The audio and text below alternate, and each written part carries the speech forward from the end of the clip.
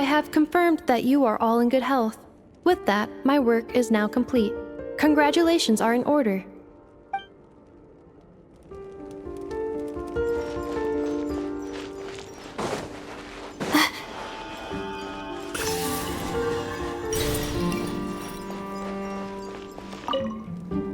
It's good to know you're all well.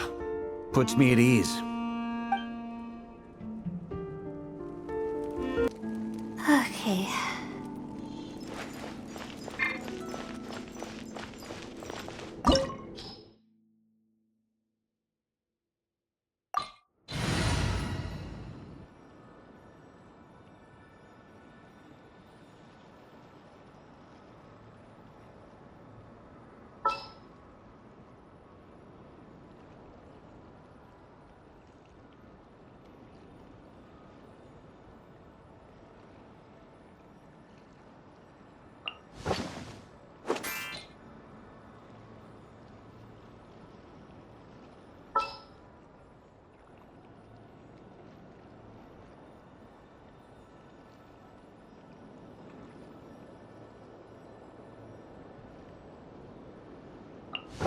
Ta-da! Clee's here!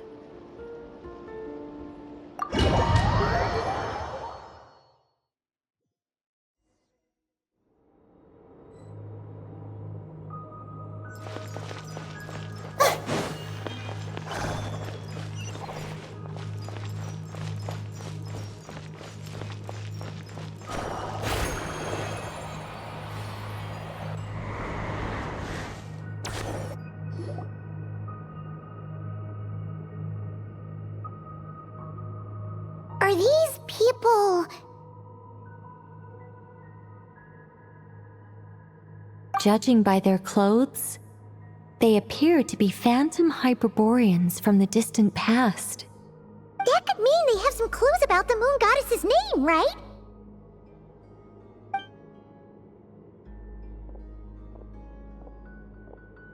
Hey there! Could you tell us what the moon goddess's name is? Sorry. That's probably a weird question, huh? How do we explain this? The moons are long gone, and their goddesses are dead. Their names no longer mean anything. When a new moon goddess is born, we will surely know her name. We have used every last resource at our disposal. All that remains is to wait, patiently and quietly.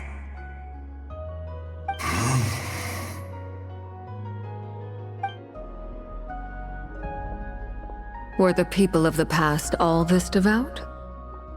It looks like this phantom doesn't intend to converse with us any further. Surely the new moon goddess he speaks of must be Columbina. Alas, Kuthar's birth came long after the age in which he lived.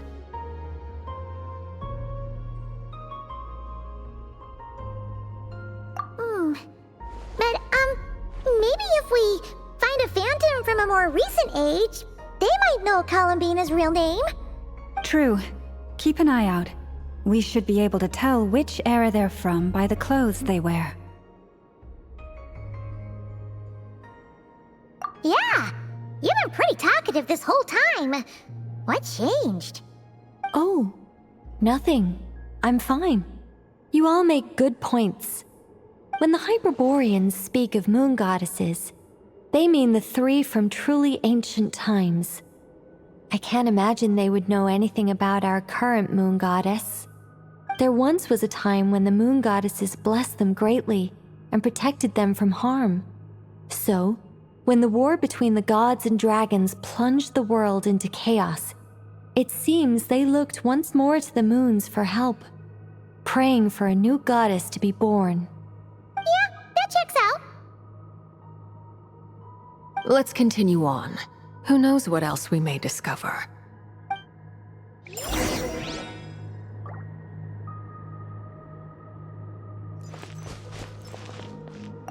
The moons have left for now, but they would not abandon us forever.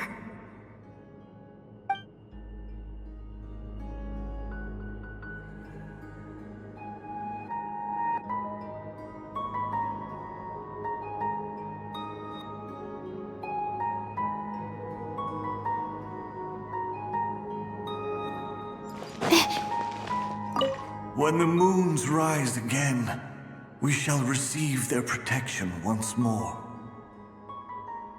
Even in the darkest hour, there is always a way out.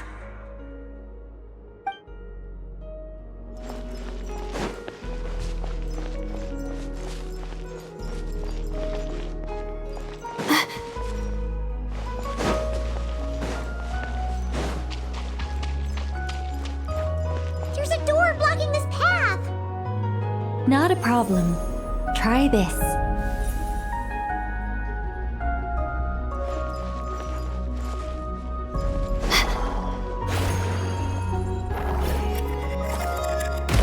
Whoa! How did that door suddenly collapse? This device was maintaining the door's integrity. Remove the core, and the device stops working.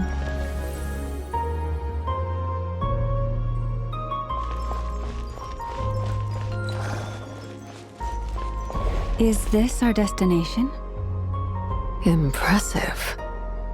More precisely, this is a device that will help us reach our destination.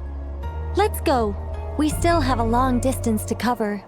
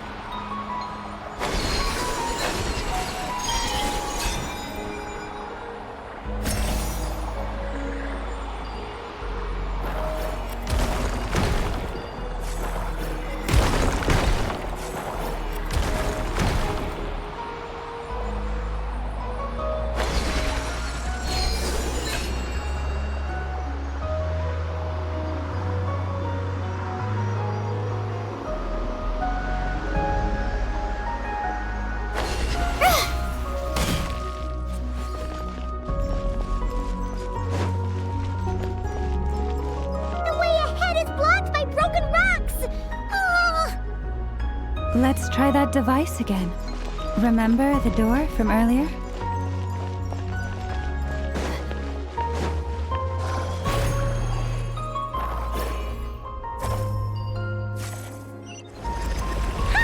So it works in reverse, too!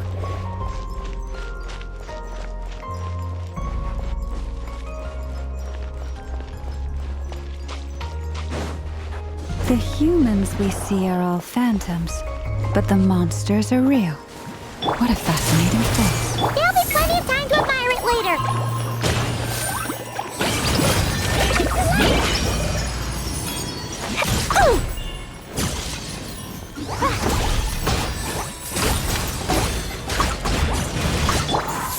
Don't be scared. Everyone hold hands! Moving.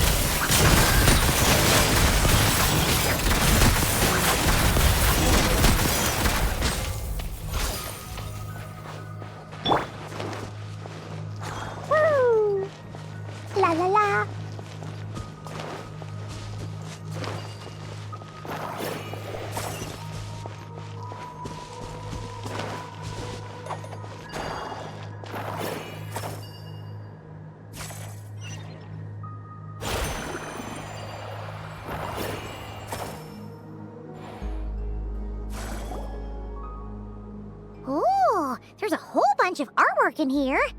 Seems pretty old. Nicole, this is probably your area of expertise. What do all these paintings mean? Let me see.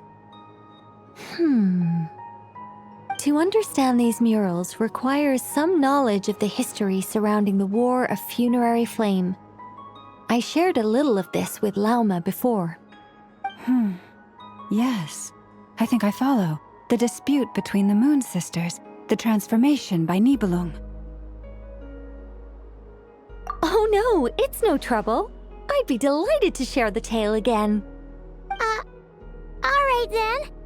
Tevat's 3 moons and their goddesses were brought into being by the will of Nibelung, the then ruler of Tevat. But when the heavenly principles came, they changed the world completely, down to its very foundations. The moon goddesses were nowhere near strong enough to challenge this entity. But the heavenly principles did not view them as heretical entities that had to be removed. Essentially, the 3 moons existed to keep this planet alive and operational, which did not directly conflict with the heavenly principles' aims. Nevertheless, the inherent precariousness of this arrangement would soon be revealed. Nibelung returned. Yes. He did, and thus began the War of Funerary Flame, a battle for dominance between Nibelung and the heavenly principles. Discord would soon emerge between the 3 Moon Sisters. One would voice the opinion that they should follow Nibelung, for it was he who first hung the moons in the sky. Another would argue that taking sides in the conflict would only bring the world closer to ruin. There was no telling where it would lead, especially since their creator had returned, bearing the perilous power of the abyss. Nibelung would eventually discover their disloyalty. He had all 3 imprisoned before transforming the moons into weapons with which to fight against the heavenly principles. What? Weapons? Yes, the very moons that had once defended the planet became instruments of death and destruction, striking terror into the hearts of all living things. And although the heavenly principles and the 3 Moon Sisters had once been at peace, it now seemed that the moons posed an unacceptable threat to Tevat. It is possible that the heavenly principles did not know of the goddess's imprisonment. If so, the weaponization of the moons would surely have been viewed as an intentional breach of the peace agreement. Regardless of who knew what, when, the heavenly principles shattered 2 moons and flung the other beyond the skies. Whether the goddesses managed to escape Nibelung's captivity after his fall, nobody knows. But this much is certain.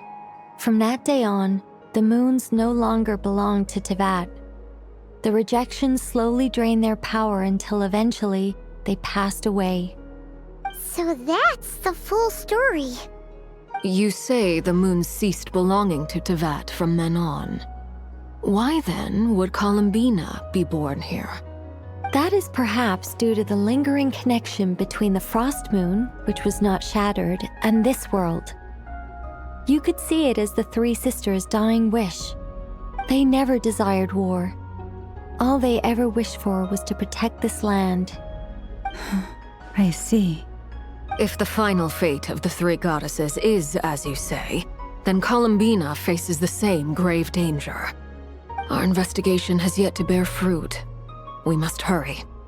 Yeah, you're right. Let's keep going.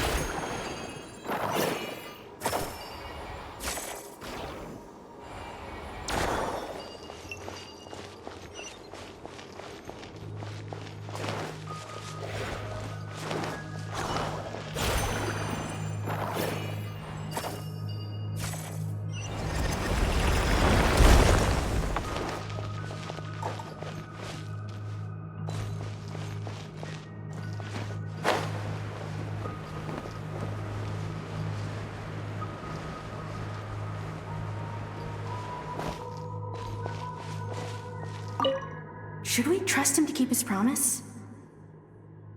We have to. There's nothing else we can do.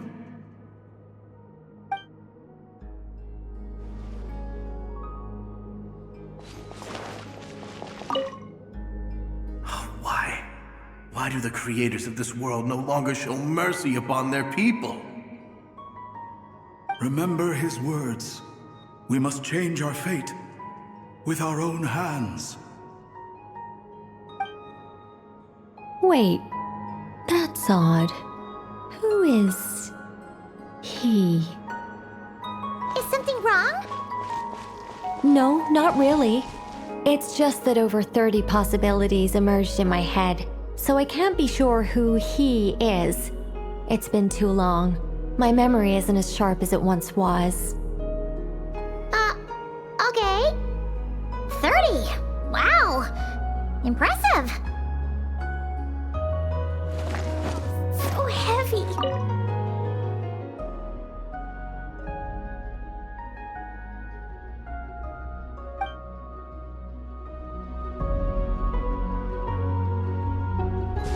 La la la.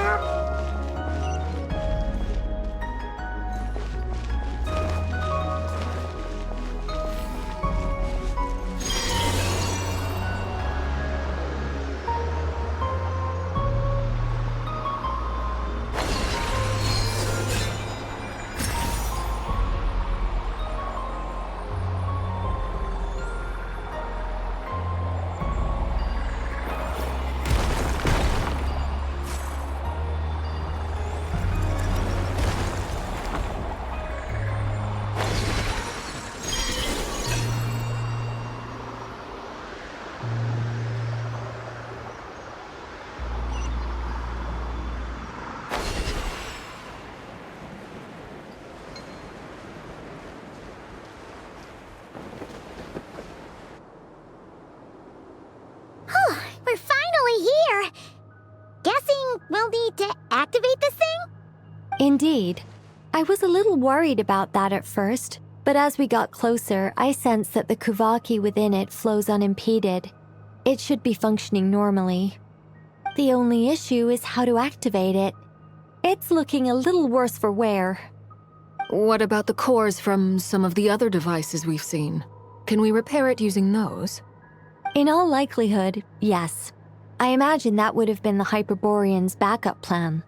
Let's look for some cores.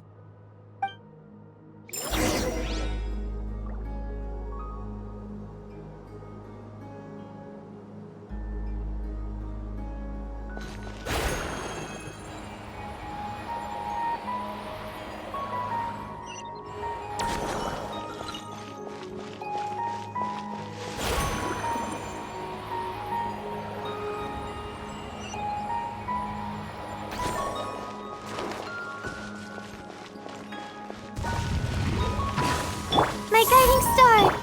Find it! I see everything! Into the shadows. Where evil lurks, shoot on sight! Cold. Learn to command. The night is cold. Everyone hold it! Loaded.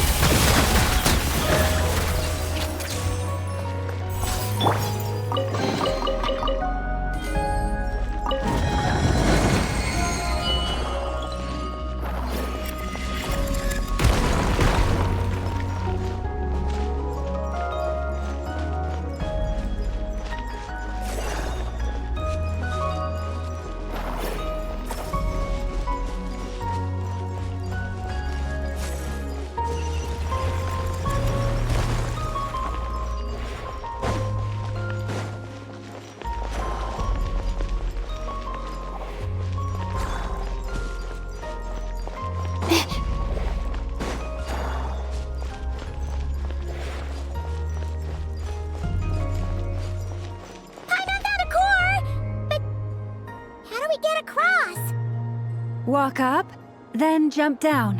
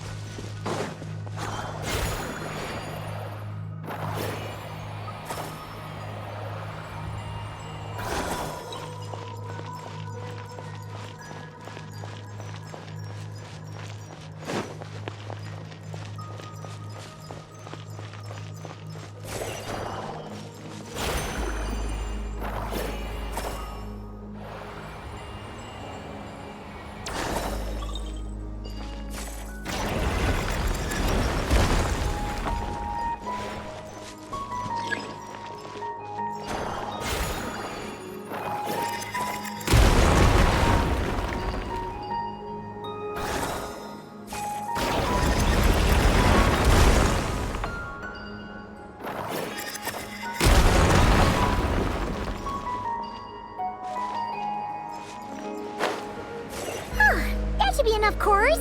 Let's head back.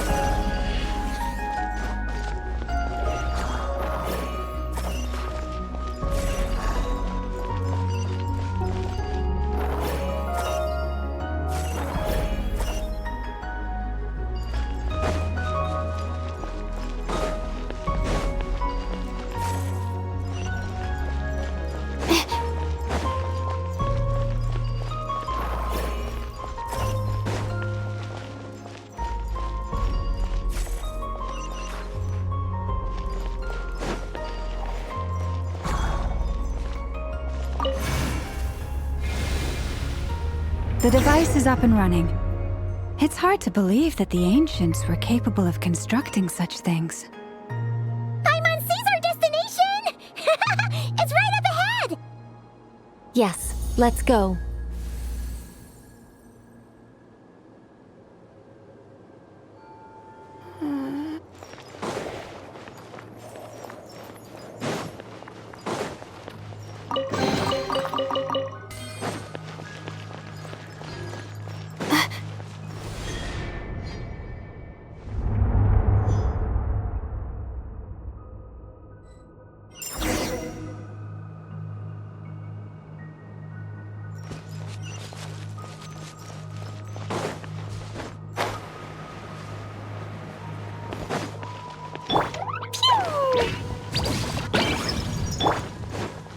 Ready.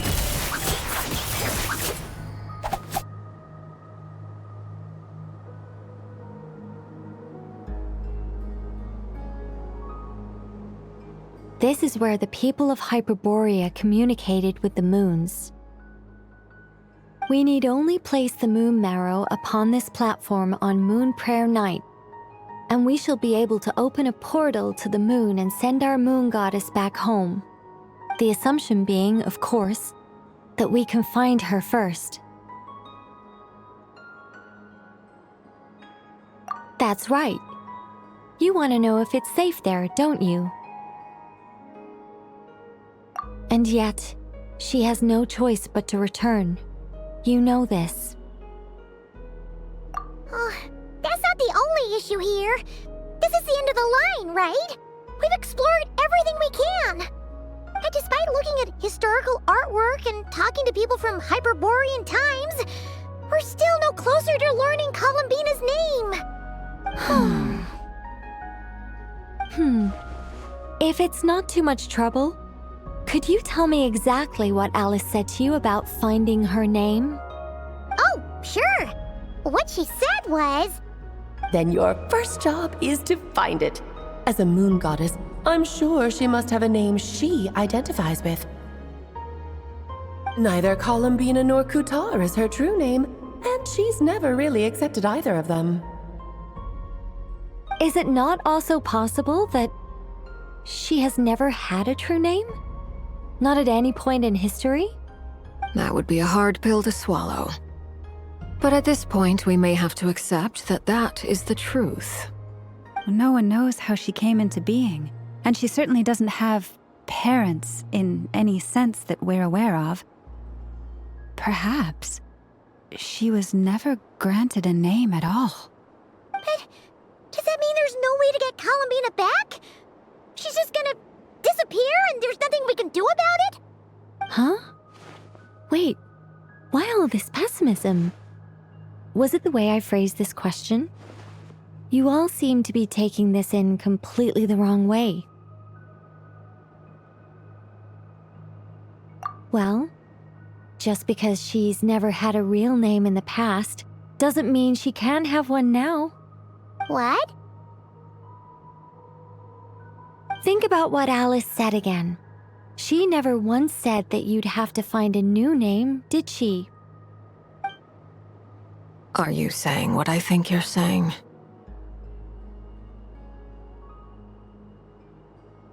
Yes. Names are anchors that connect us to the world. If she doesn't have one already, then all we have to do is create one, no? It's like... yes. Traveler, when you first arrived in Teyvat, do you think you would have turned around if someone behind you shouted, "Hey, Tumaini"?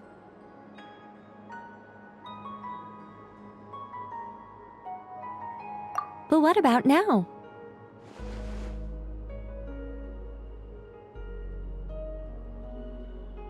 I understand what you mean. Life is a long journey. Even the friends and family by our side can change over time. When people call you by different names, what matters isn't so much the words themselves, but what they symbolize. And of course, whether that resonates with you. Ether. So, close your eyes and picture the moon goddess in your mind. If you were to call out to her in this moment, what would you say?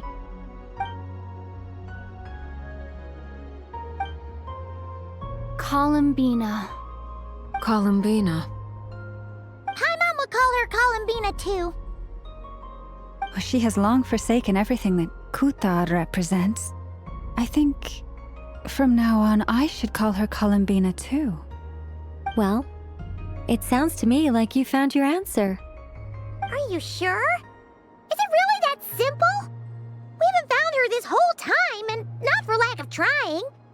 For a journey like this, the process is every bit as important as the outcome. Had you not searched far and wide, rejecting every other answer you were offered? How could you have come to an answer you felt was finally correct? Oh, it all makes sense now. This has Alice's fingerprints all over it. Are you suggesting that Mage knew from the start that Columbina never had a real name to begin with? I can't say for sure. But I can definitely imagine her chuckling in satisfaction somewhere right now, saying, "Ah, what fun." Llama! Your antlers! You should hurry. The festive moon has begun to rise.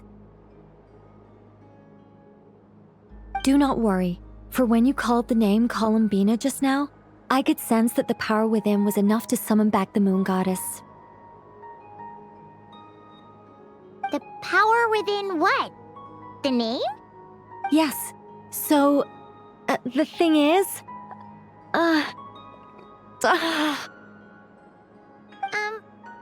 What's wrong now?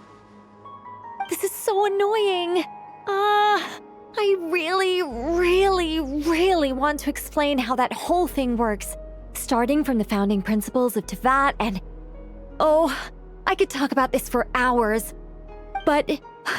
Deep breaths, Nicole. Deep breaths. You're an angel. A sober, sensible, solemn angel who has her priorities straight. Okay then. Sorry for asking. Clearly a bad call on Paimon's part. Anyway, you all need to hurry. Last thing, remember how it felt when you called out that name. Then it is agreed. By the name Columbina, we shall find her. Then we'll throw her the best Moon Paranite party ever! And at last, we will send her home.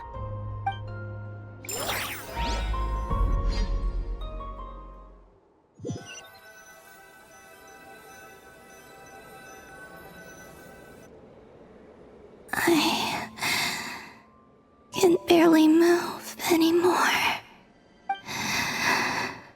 My consciousness is fading away. Have they come back out? I'd love to see them one more time.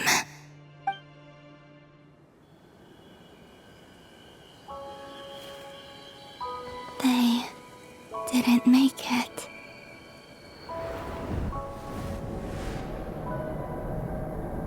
Could you tell me your name? My name Columbina!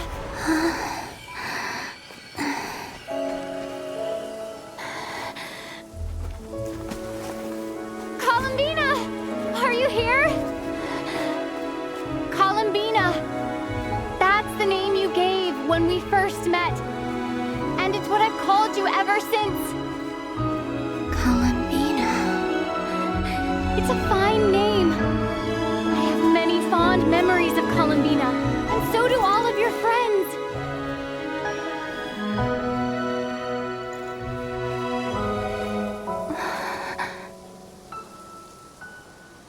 If you like this name,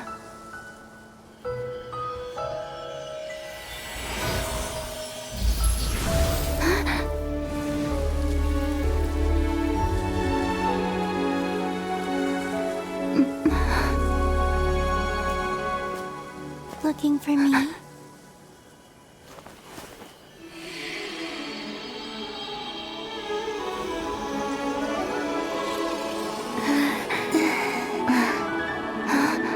like it. You can carry on using it. My name is Columbina Hyposelenia.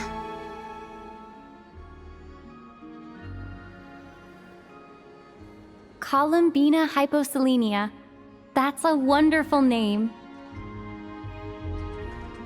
I never thought that Columbina would become my real name.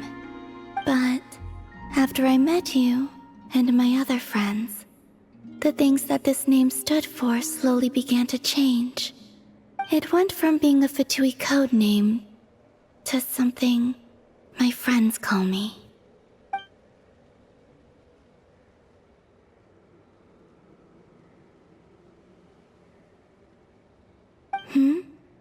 What is it? Why aren't you saying anything? I'm just so happy for you. Thank you.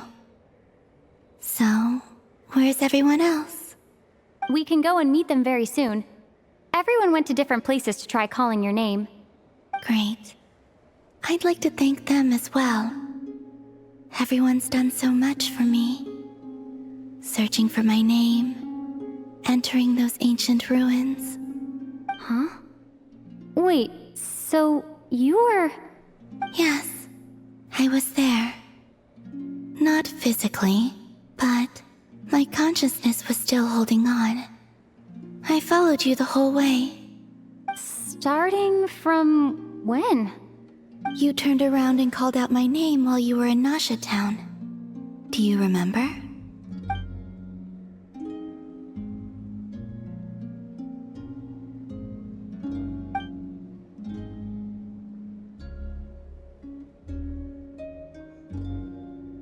Let's go. We don't want to keep them waiting. Sure. In that case, come with me. But... Hmm? Before that, could you call my name one more time? Sure. Come with me, Columbina Hyposelenia.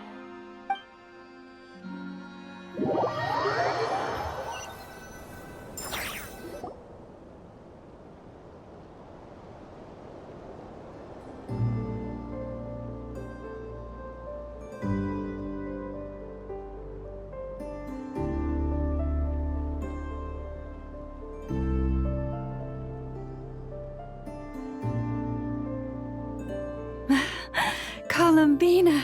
Oh, this truly is wonderful.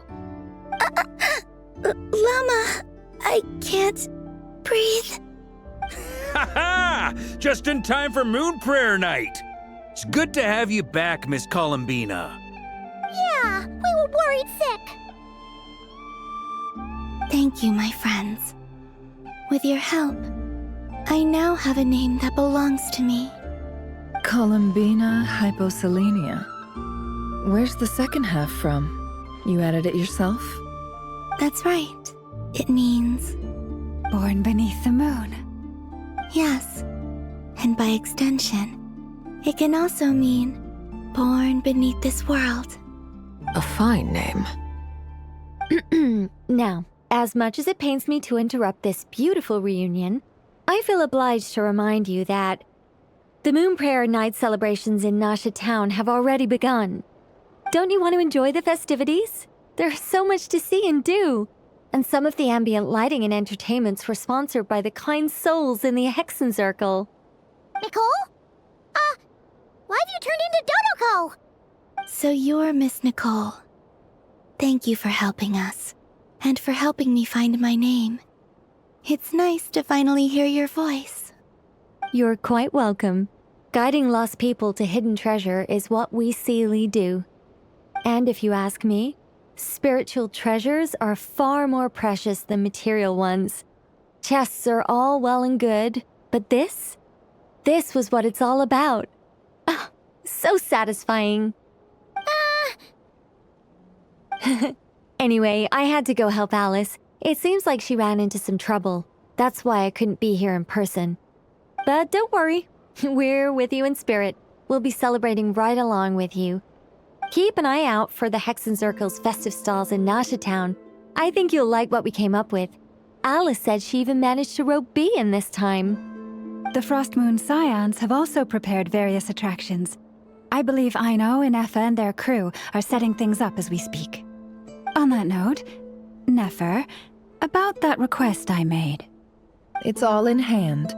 Yehoda is on site to ensure that everything goes off without a hitch. Wonderful. In that case, Traveler?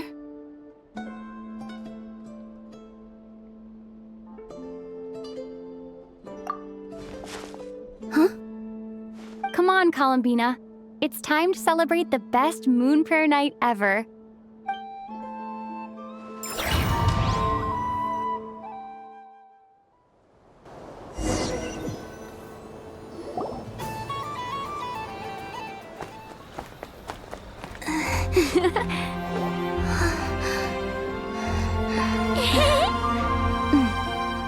Hey, young lady. Would you like some Moon Prayer Night candy? Happy Moon Prayer Night. Oh, yeah. I almost forgot to say. Welcome home, Moon Goddess.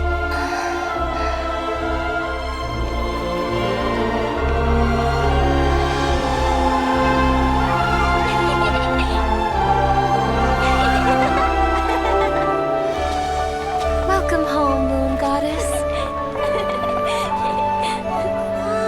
Welcome home, Moon Goddess. Welcome home, Moon Goddess. Turning Nasha Town into her home is a festive gift. A rather brilliant idea. Perhaps this is what Nodcry, Columbina's home, should have been like all along.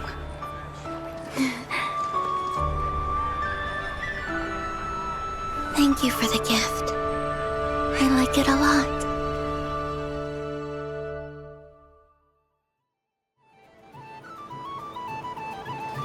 This feels like the surprise of my life. I do. I never imagined I'd ever get to enjoy Moon Prayer Night with everyone so freely. If you're happy, we're happy. Quite a strategy you came up with.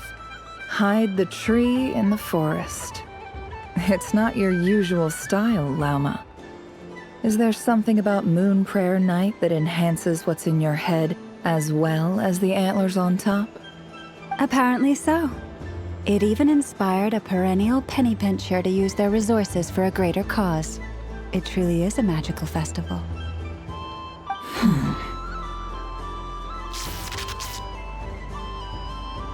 I see it now. This bickering is actually a sign of a strong relationship. Huh? What's everyone doing here? Oh, Miss Columbina, you're back. Yes, I'm fine now. Thanks for your concern. How's your progress with Alice's assignment? Very well indeed. I've never heard her sound so excited. Not like this. This time her excitement seems more serious. Seems like she's had a major breakthrough. She said she'll contact us once she knows more. In the meantime, we're free to relax and have some fun. Enjoy the time off while it lasts. I have a feeling that our next task won't be so simple.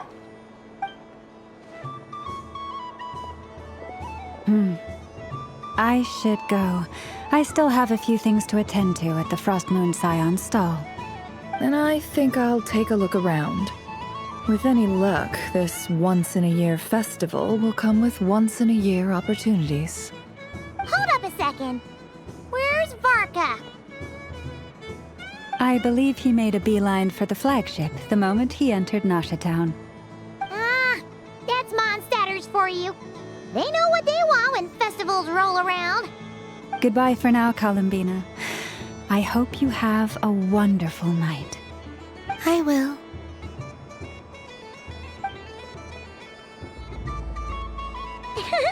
Well, in that case, don't just stand there. Get out there and have some fun. You'll definitely get a warm welcome at every stall. Oh, also, take this map with you. It's a guide to the festival.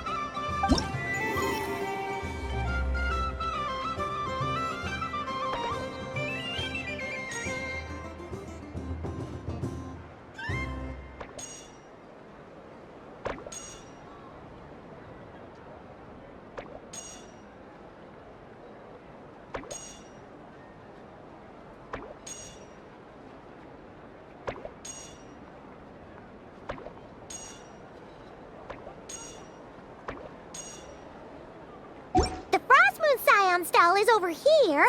Lauma's invited a whole bunch of cute animals to celebrate too. Over there is the Hexencircle section.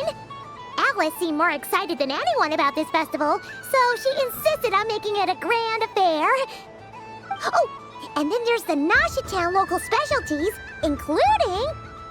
Actually, forget that. Better if you go check them out for yourself.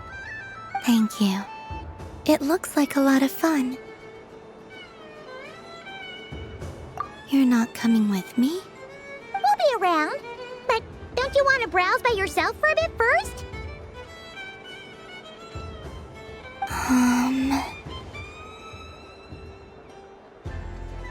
Yep. If you find something you like and want to try it out together, just give us a shout. We'll be right with you. Otherwise, just relax and enjoy yourself. There's so much on offer, so try to experience as much as you can. And don't forget to stuff yourself with all the delicious festival food!